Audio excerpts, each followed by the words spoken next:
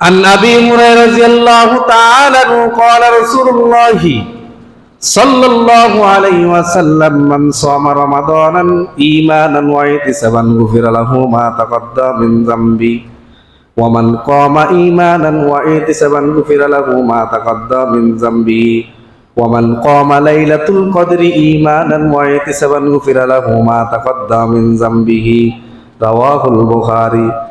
আল্লাহর নবীর প্রিয় সাহাবী হযরত আবু হুরায়রা বলেন, যখন রমজান মাস আসে, কোন আল্লাহর বান্দা যদি আল্লাহকে খুশি করার জন্য রমজানের রোজা রাখে, কার জন্য?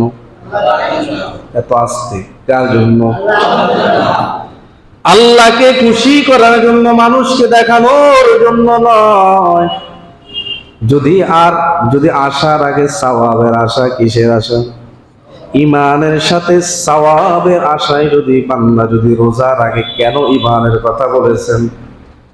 কারণ হলো বিভিন্ন ধর্মের মানুষও কিন্তু উপবাস থাকে, কিন্তু কেন রাসূল এখানে বলেছেন মান সামা রমাদানান ঈমানান?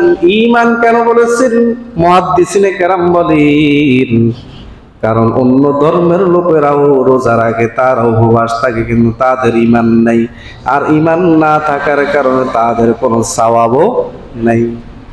আমরা ঈমানের সহিত আমলের নিয়তে আল্লাহ তাআলার রেজা বন্দের জন্য কোনো বান্দা যদি রোজা রাখে, আল্লাহর নবী বলেন তার পিছনের সমস্ত গুনাহ আল্লাহ মাফ করে দিবেন।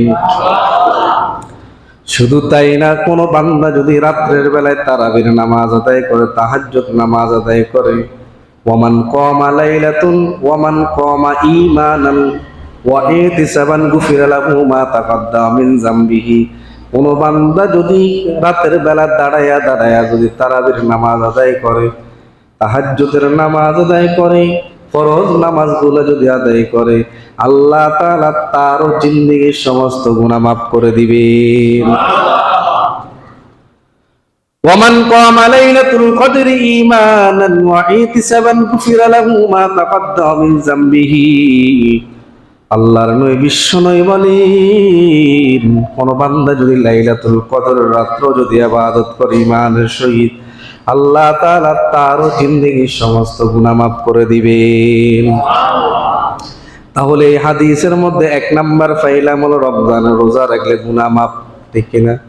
2 নাম্বার তারাবির নামাজ তাহাজ্জুদ পড়লে গুনাহ মাফ। 3 নাম্বার হলো লাইলাতুল কদরের রাতে যদি আপনি ইবাদত করেন, আপনার গুনাহ মাফ হয়ে যাবে।